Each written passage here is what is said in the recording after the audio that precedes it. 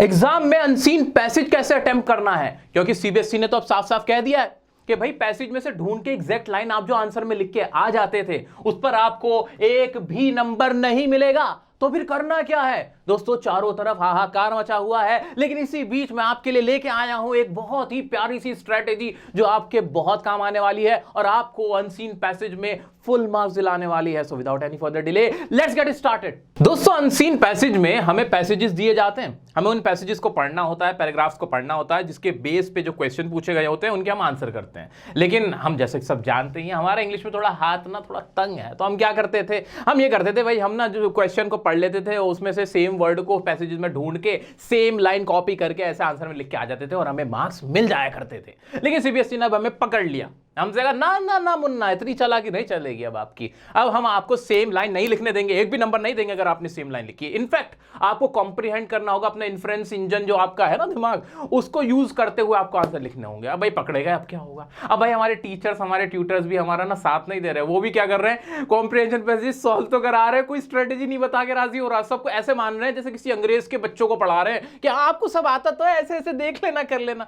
भाई अंदरूनी बच्चा कह रहा है कि नहीं आता ना, कैसे करूं। लेकिन भाई 10 नंबर का सवाल है, ध्यान से सुनो, मैं आपके लिए लेके आया हूं बहुत प्यारी सी स्ट्रैटेजी। माइंड ओपन करके उस स्ट्रैटेजी को देख लो बस, ठीक है, गिव अप मत करना बस। क्या स्ट्रैटेजी है, ध्यान से सुनो भाई। ये बात मैं मान के चल रहा हूं आप सब ना मेरे जैसा मैं स्टूडेंट था जिसे बहुत ज्यादा इंग्लिश नहीं आती थी, जो इतनी टफ उसके अंदर वोकैबुलरी दी गई होती थी ना, वो मुझे पल्ले नहीं पड़ती थी, तो मैं कैसे उसको अटेम्प्ट करूं ये देखो, ठीक है। तो स्टेप नंबर वन भाई, पहली बात तो ये याद रखनी है कि हमें पैसेजेस में आंसर नहीं ढूंढने हैं, बल्कि पैसेजेस में हिंट लेनी है, हिंट ढूंढनी है। पहले की तरह अब नहीं रहा है, तो आपको अपना माइंड क्लियर रखना है क्या, कि जब मैं पैसेजेस पढ़ रहा हूं या पढ़ रही हूं तो मेरे माइंड में क्लियर होना चाहिए कि उसमें आंसर छुपे हुए नहीं है, उसमें हिंट छिपी हुई है। बस हिंट देखते हुए मुझे आंसर लिखने। क्लियर हो गया कि नहीं, बिल्कुल क्लियर हो गया। चलो जी, अब स्टेप नंबर 1, सबसे पहला काम आपको क्या करना है भाई, बहुत प्यारी सी स्ट्रेटेजी बताता हूं। स्ट्रेटेजी का नाम है तोड़ेंगे और फोड़ेंगे। क्या है स्ट्रेटेजी का नाम, तोड़ेंगे और फोड़ेंगे। क्या तोड़ेंगे, पैसेजेस को तोड़ेंगे और उसके बाद फोड़ेंगे, यानी उनके आंसर लिख के आएंगे और पूरे मार्क्स पाएंगे। कैसे भाई, तोड़ना कैसे, सबसे पहले ना आपको शुरू के 2 क्वेश्चंस को पढ़ना है। फर्स्ट 2 क्वेश्चंस को आपको क्या करना है, रीड करना है। क्यों करना है सर, ऐसा क्यों करना है, क्योंकि भाई आपने भी देखा होगा, आपने भी आज तक जितने भी एग्जाम दिए हैं, और मैं भी आपको बता देता हूं कि शुरू का जो पहला क्वेश्चन होता है, एटलीस्ट पहला तो 100% अगर मैं कह दूं ना तो गलत नहीं होगा, कि पहला क्वेश्चन शुरू के फर्स्ट या सेकंड पैराग्राफ में से ही पूछा जाता है। गलत कह रहा हूं क्या, सही है ना। तो पहले या दूसरे पैराग्राफ में से ही ये सवाल पूछा जाता है। तो सबसे पहला काम क्या करेंगे, हम क्वेश्चंस को तोड़ेंगे, पैसेजेस को तोड़ेंगे, ठीक है। तो हमने पहला काम क्या किया, पहला क्वेश्चन पढ़ा, बहुत अच्छे से समझा, जितना समझ में आता है ना आपको, जितनी इंग्लिश आती है उतना देखना, ठीक है, ज्यादा टेंशन मत लेना। पढ़ा आराम से, दूसरा क्वेश्चन आराम से पढ़ा। दोनों क्वेश्चन को पढ़ने के बाद मैं गया कहां पे, पैसेजेस पे गया। पहला पैराग्राफ पढ़ा, दूसरा पैराग्राफ पढ़ा। क्या उन दोनों में मेरे पहले और दूसरे क्वेश्चन की हिंट छिपी हुई है, हां छिपी हुई है और छिपी हुई होगी। उसको समझते हुए जो मुझे मन में मेरे आंसर आ रहा है वो मैं लिख कर आ जाऊंगा, लिख के आ जाऊंगी, ठीक है। कितने वर्ड्स में यार, 30 वर्ड्स में लिख देना। कितने में, 30 वर्ड्स में। अब सवाल ये आता है कि सर क्या मैं अपना कुछ लिखूंगा गलत नहीं हो जाए, नहीं भाई गलत नहीं होगा, लेकिन बस ये नहीं कि कोई मूवी की स्क्रिप्ट लिख के आओगे, बिल्कुल नहीं। जो भी आपसे क्वेश्चन पूछा गया है उस टॉपिक से रिलेटेड ही आपको बात लिखनी है, समझते हुए। अभी करके दिखाऊंगा, बिल्कुल टेंशन मत लो, ठीक है। इतना काम कर लिया, तोड़ दिया, देखो तोड़ दिया अब आपने, अब आपका माइंड क्लियर हो गया। अब एक चीज क्या क्लियर हो गई कि भाई पहले और दूसरे पैराग्राफ में बाकी के क्वेश्चंस तो पूछे गए नहीं होंगे, ठीक है। दूसरी बात, आपका पहला या दूसरा, अगर 2 क्वेश्चन आपने ऐसे अटेम्प्ट कर लिए तो कम से कम 2 क्वेश्चन तो आपके सर से हट गए, बस अब 3 बचे, है कि नहीं। चलो आगे बढ़ते हैं भाई। अब स्टेप नंबर 2 क्या होगा हमारा, स्टेप नंबर 2 देखो भाई, बहुत प्यारी स्ट्रेटेजी बता रहा हूं, प्रैक्टिस करना है इससे। देखो आपको करके भी दिखाऊंगा मैं, ऐसा ही नहीं हो रहा कुछ भी भाई। स्टेप नंबर 2 देखो, स्टेप नंबर 2 में अब आपको क्या करना है, अब आपने 2 पैराग्राफ जब पढ़ लिए, शुरू के 2 पैराग्राफ पढ़ लिए, मुश्किल से अब 3 पैराग्राफ आपके बचे होंगे। अब आपको क्वेश्चन नहीं देखने, अब आपको बाकी के 3 पैराग्राफ को पढ़ना है। क्या करना है, read rest of the paragraph, rest of the passage. In fact क्या करना है आपको, जो बाकी का पैसेज बचा हुआ है ना, अब उसको आराम से पढ़ना है, अपनी पूरी ताकत से पढ़ना है। क्या सोचते हुए पढ़ना है, ये देखते हुए पढ़ना है कि इसमें क्या इसका निचोड़ है, क्या बात कहना चाह रहा है। ऊपर ऊपर से मोटा मोटा आइडिया लेना, बहुत सारी ऐसी वोकैबुलरी आपके सामने आएंगी जो आपको नहीं बताऊंगी। घबराना नहीं है, घबराना नहीं, क्यों, जानबूझ के तो डाली है ताकि आप कंफ्यूज हो जाओ, यही तो फंसोगे आप। लेकिन आपको फंसना नहीं, आप ये मान के चलो ये है ही नहीं, इसको ना ऐसे ही पढ़ लो। इंग्लिश है ना, कहीं पर कोई वर्ड यूज हुआ है, मान लो ट्रांसक्राइब वर्ड यूज हुआ है तो इसको ट्रांसक्राइब ही मान लो, ऐसे पढ़ लो, अच्छा ट्रांसक्राइब करते हुए ऐसे बोल लो, ठीक है। तो आपको परेशान नहीं होना है। कहीं पर पथेटिक लिखा हुआ है तो समझ लो अच्छा ये पथेटिक ही है, अच्छा पथेटिक क्यों हो जाता है, पथेटिक ऐसे हो जाता है, ये करते हुए पढ़ना है, ठीक है। हिम्मत नहीं आ रही है, ठीक है, वो फंसा रहा है आपको, आप फंसना मत, जाल में मत फंसना, ठीक है। तो 3 पैराग्राफ पढ़ने के बाद बाकी के आपको ये समझ में आ जाएगा कि इस पूरे पैसेज का जो निचोड़ है वो क्या, किस बारे में बात हो रही है, इतना क्लियर हो जाएगा। अब आना क्वेश्चंस पे, जो बाकी के क्वेश्चंस है। 4 क्वेश्चन बचे हुए तो 4, 3 बचे हुए हैं तो 3। अब क्या करना है, नेक्स्ट स्टेप क्या है आपका, नेक्स्ट स्टेप है रीड ऑल द क्वेश्चंस। क्या करना है अब आपको, बाकी के सारे क्वेश्चन रीड करने हैं। अब ऐसा करने से क्या होगा, जब आप बाकी के क्वेश्चन रीड करोगे तो अब आपको अंडरस्टैंडिंग हो चुकी है कि पैसेज में पूछा क्या गया था, क्वेश्चंस क्या हैं, आपस में आप अब उन्हें कनेक्ट कर पाओगे ज्यादा अच्छे तरीके से। क्योंकि अब आपका फोकस क्या है, पहला दूसरा पैराग्राफ तो आपने पढ़ ही लिया था, पहले दूसरा पैराग्राफ तो आपने पढ़ लिया, वो तो अब इररिलेवेंट सा हो गया है, उससे तो जो क्वेश्चन पूछने थे वो तो खत्म हो गया, एकदम नेस्त नाबूद हो गया। 3 पैराग्राफ बचे, सारी कहानी अब उन 3 में अटकी पड़ी है ना, वही तो सारी बातें छुपी हुई हैं, देख रहे हो दिमाग एकदम स्ट्रेटेजिकली, ठीक है। तो स्मार्टली अब आप क्या करोगे, अब जो भी क्वेश्चन आपसे पूछे गए हैं ना बाकी के, उनके बारे में पैसेज में कहां बात हो रही थी, पैराग्राफ में कौन से पैराग्राफ में बात हो रही थी, वहां जरा देखने की कोशिश करना। हिंट वहीं मिलेगी, हिंट मिलेगी, आंसर नहीं मिलेगा, एग्जैक्ट आंसर नहीं मिलेगा, एग्जैक्ट आंसर नहीं मिलेगा, हिंट मिल जाएगी आपको। खुद से कह के रखो कि हमारी मदद करने कोई नहीं आएगा, डायरेक्ट आंसर हमें वहां नहीं मिलेगा, लिखना मुझे मेरे ही लैंग्वेज में है। लिखना कैसे भाई, एग्जैक्ट वो वर्ड यूज मत करना, उससे रिलेटेड कोई सिनोनिम्स यूज कर देना, सिमिलर वर्ड यूज कर देना। कैसे करना भी बता रहा हूं, ठीक है, अभी बता रहा हूं, ठीक है, चलो ठीक है। तो बाकी के क्वेश्चन पढ़े और उसके बाद स्टेप नंबर 4 मैंने आपको क्या बताया, स्टेप नंबर 4 क्या बताया मैंने, क्या, फाइंड द हिंट इन कहां, पैराग्राफ। भाई आपको क्या ढूंढना है, आपको ना पैराग्राफ में वो हिंट ढूंढने के कहां उस क्वेश्चन से रिलेटेड बात हुई थी, और फिर अपने शब्दों में अपने दिमाग से सोचते हुए जो आपको फील होता है क्या उसका ये आंसर हो सकता है वो लिख देना। ये बात और सुन लो, क्या, जब सीबीएसई ने कहा है कि बच्चे को अपनी लैंग्वेज में अपनी समझ से आंसर लिखना है, तो जरूरी नहीं है कि एक ही आंसर सही होगा, एक से दूसरा आंसर भी सही हो सकता है, और ये बात एग्जामिनर को भी पता होगी। तो अगर आप एक जैसा आंसर लिखते हो, थोड़ा सिमिलर भी लिख के आ जाते हो, तो भी आपको पूरा 1 नंबर मिल जाएगा, ठीक है। तो घबराना नहीं है, कॉन्फिडेंस रखना कि हाँ मेरी अकल क्या कह रही, क्या पूछा गया और मैं क्या लिख रहा हूं। अगर आप थोड़ा बहुत भी उसके आसपास भी लिख के आओगे तो कम से कम आधा नंबर तो भाई लेके आ जाओगे, ठीक है। अब वोकैबुलरी बेस्ड क्वेश्चन भी होगा, क्या होगा, वोकैबुलरी बेस्ड क्वेश्चन भी होगा। वोकैबुलरी बेस्ड क्वेश्चन में क्या करोगे, उसमें ना जो कॉन्टेक्स्ट से रिलेटेड बात हुई है कि उसमें किस रिगार्डिंग बात हुई है, क्योंकि जरूरी नहीं है वोकैबुलरी आपको सारी आती होगी, उसका ना आपको सेंस निकालना है कि सेंस क्या निकल रहा है यहाँ और यहाँ बात क्या हो रही है, उन दोनों को आपस में कनेक्ट करना, कैसे करना भी बता देता हूं। तो भाई ये 4 स्टेप्स हैं, ये आपको मैंने एक स्ट्रेटेजी बताई है। जब आपका अंधेरे में कोई रोशनी नजर नहीं आ रही ना, ये है वो बल्ब भाई साहब जो आपकी दिमाग की बत्ती जला देगा, ठीक है, और आपको रोशनी देगा। तो ये आपको 4 स्टेप्स फॉलो करने हैं और इसके बाद आप बहुत आसानी से स्ट्रेटेजिकली ज्यादा बेटर परफॉर्म कर पाओगे। दोबारा से सुन लो, सबसे पहले फर्स्ट 2 क्वेश्चंस को रीड करना है, उनके आंसर फर्स्ट 2 पैराग्राफ में ढूंढने हैं, उसके बाद रेस्ट ऑफ द पैराग्राफ जो बचे हुए हैं वो आपको पैसेज को पढ़ना है, पढ़ लिया, उसके बाद क्वेश्चंस को पढ़ना है और क्वेश्चन से रिलेटेड जो पैराग्राफ में जहां भी बात हुई थी वहां हिंट को कनेक्ट करना है, देखना है, ठीक है। जितनी इंग्लिश आती है उतनी यूज करनी है, नहीं आती जितनी उसको भूल जाना है, उसको टेंशन नहीं लेना। और इस तरह से आपको अपना पूरा पैसेज को अटेम्प्ट करना है। कैसे करना है आओ दिखाता हूं। दोस्तों आपके एग्जाम में जिस तरह का हमें सैंपल पेपर दिया गया है तो कुछ इस टाइप का आपका क्वेश्चन आएगा जिसमें 5 पैराग्राफ होंगे और फिर क्वेश्चन पूछे गए होंगे। अब सबसे बड़ा नुकसान ये होता है पैराग्राफ को एक साथ पढ़ने का कि हमें याद नहीं रहता कि फिर क्वेश्चन जो पूछे गए हैं तो कहां क्या बात कही गई थी, हम ना पूरा होच पोच कर देते हैं, पूरा मैसअप हो जाता है। इसीलिए मैंने आपसे कहा कि पहले सिर्फ 2 क्वेश्चन को अटेम्प्ट करो, तोड़ो और फिर फोड़ो। ये है सबसे आसान तरीका, ठीक है। वो ये होता है ना कि एकदम काट के जब कोई चीज छोटी करके की जाती है आसान रहती है। तो हमें क्या करना है भाई, हमें कुछ नहीं करना, हम पैराग्राफ को नहीं पढ़ने वाले। हमने तो ऐसे हाथ खड़े किए, माइंड को रखा खुला, ये सोचते हुए कि मुझे अपने मन से आंसर लिखना है। ये तो बस मेरे को हिंट के लिए दे दिया गया है, सिर्फ हिंट निकालूंगा, यहां से निकालूंगी, ठीक है। पहले मैं पढ़ूंगा क्वेश्चन नंबर 1।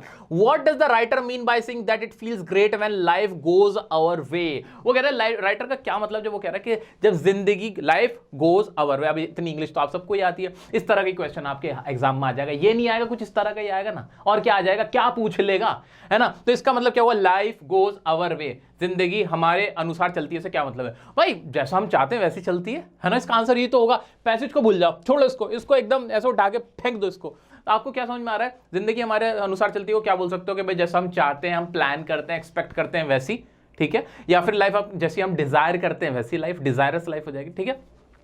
अब पहला पैराग्राफ पढ़ूंगा। अच्छा, दूसरा क्वेश्चन भी तो पढ़ना था। हाँ चलो, दूसरा क्वेश्चन क्या है, rewrite the following sentence by replacing the underline phrase with a word that means the same from lines 20 to 25। यहां तो लाइन ही मेंशन कर दी, सबसे आसान बात हो गई। उनने कहा है कि भाई यहाँ पे जो पैराग्राफ लिखा हुआ है उसमें 20 से 25 वाली लाइन में कुछ इस तरह का वर्ड लिखा हुआ है जो आपको रिप्लेस करना है। ये अंडरलाइन वर्ड जो है ना, preventing himself from reaching his goals purposely.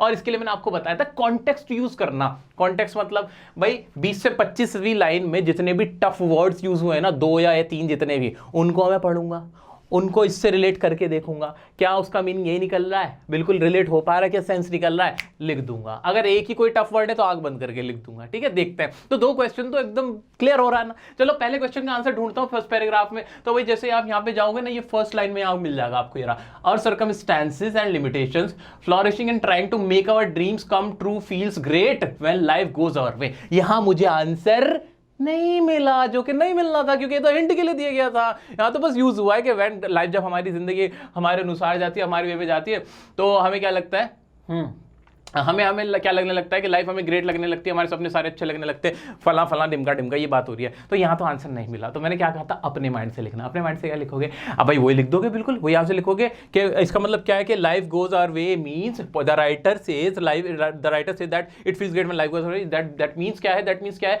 कि when the life goes as per our expectations and plans, बिल्कुल ये हो जाएगा, ठीक है। या when we get the life we desire of, ठीक है। इस तरह से आप आंसर, क्या एक ही आंसर सही है, नहीं, दोनों आंसर बोले हो, दोनों ही सही है, ठीक है। इसमें से कुछ उठा सकते हो, यहां तो मैं पढ़ नहीं पाया था, इसमें से कुछ उठा सकते हो, क्वेश्चन की लाइन भी उठा के थोड़ा सा उसमें मिला जुला के भी आप यूज कर दोगे, that is not a problem, ठीक है। इसमें कोई दिक्कत नहीं है कि क्वेश्चन की लाइन यूज बिल्कुल यूज नहीं। हाँ, यहां से कुछ कॉपी मत कर लेना, ठीक है। दूसरे क्वेश्चन का आंसर ढूंढने में 20 to 25 लाइन में गया, तो भाई मेरे को ये मेरे को मिला।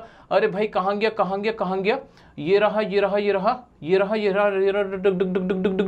रहा, ability to stop the self sabotaging downward spiral, क्योंकि इसमें और कोई टफ वर्ड था ही नहीं और इसका मीनिंग यही निकल रहा। आप पढ़ के देख लेना, आपके लिए भी इतना आसान होगा। मुश्किल से यार 5 मिनट नहीं लगेंगे और आपके शुरू के 2 क्वेश्चन तो सॉल्व हो ही जाएंगे, ठीक है। अब क्या करना था भाई, पूरा पैराग्राफ पढ़ने थे, बाकी के 3 पैराग्राफ पढ़ना, ये काम आपका है। मैं साइड हो रहा हूं, अच्छे से देख लो, बाकी के 3 पैराग्राफ ढंग से पढ़ते हैं।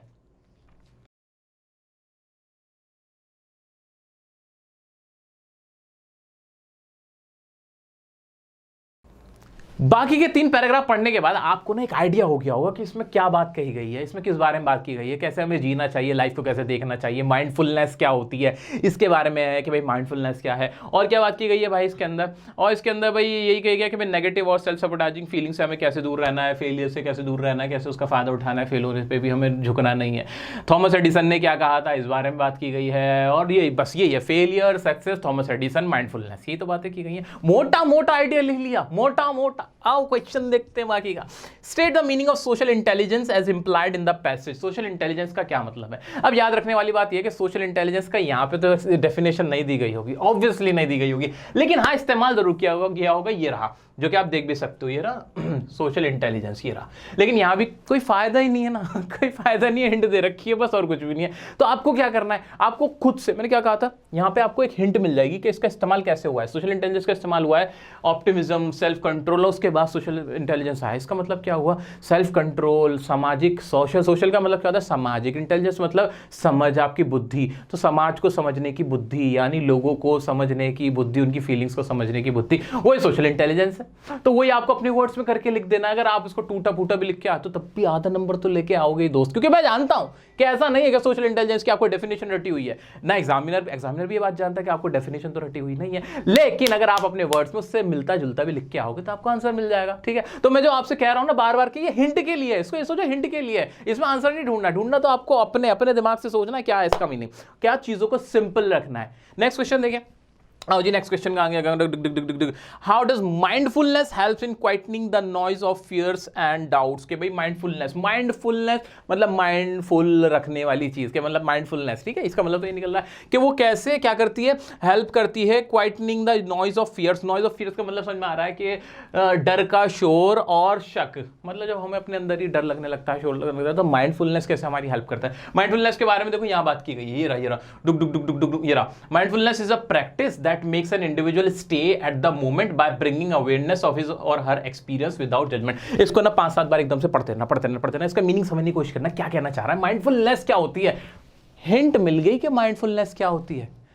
वो कह रहा है कि माइंडफुलनेस हेल्प कैसे करती है, डर को दूर भगाने में, शक को दूर भगाने में। क्या लिख नहीं पाओगे, लिख लोगे ना यार मेरे दोस्तों, आप लिख लोगे, फिर आप लिख लोगे भाई मैं माइंडफुलनेस कैसे हेल्प करती है, माइंडफुलनेस का काम क्या है, पहले उसके बारे में थोड़ा सा अपने लफ्जों में भी लिख देना कि mindfulness helps us in living in present moment without judging others, या without judging people, without judging today's condition. इस तरह से भी लिखोगे ना आप तो आपको एक आइडिया दे दोगे कि माइंडफुलनेस ये होती है। And by this it helps in quieting the noise of fears, इस तरह से कर दोगे। ठीक है, तो जो आपको समझ में आएगा हल्का फुल्का से उठा के, क्योंकि वो आपकी समझ में देखना आ रहा है। ठीक है, तो मुझे क्लियर है कि आपको यहां से एक हिंट मिल गया।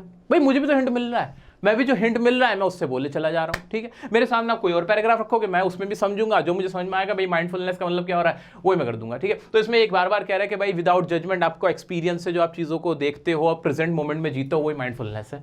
ज्यादा सोचते नहीं हो, ओवर थिंकिंग नहीं करते हो, इमोशंस को समझते हो, फीलिंग्स को समझते हो दूसरे की, तो वो सारी चीजें यहाँ पे लिख दोगे, 2-3 लाइन में लिख देना, बस हो गया काम। लेकिन ये लिख के आ जाओगे ना सिर्फ एग्जैक्ट लाइन, एक भी नंबर नहीं मिलेगा। ठीक है, आगे बढ़ते हैं, आगे देखते हैं। आगे क्वेश्चन है list 2 reasons as to why humans are unlike robots. इसका क्वेश्चन समझ रहे हो, ज्यादा इंग्लिश भी नहीं आती तो भी समझ में आ रहा है ना कि भाई ऐसा क्यों लगता है कि ह्यूमंस आर अनलाइक रोबोट्स, कि भाई ह्यूमंस रोबोट्स जैसे नहीं है। क्या रोबोट्स में दिल होता है क्या?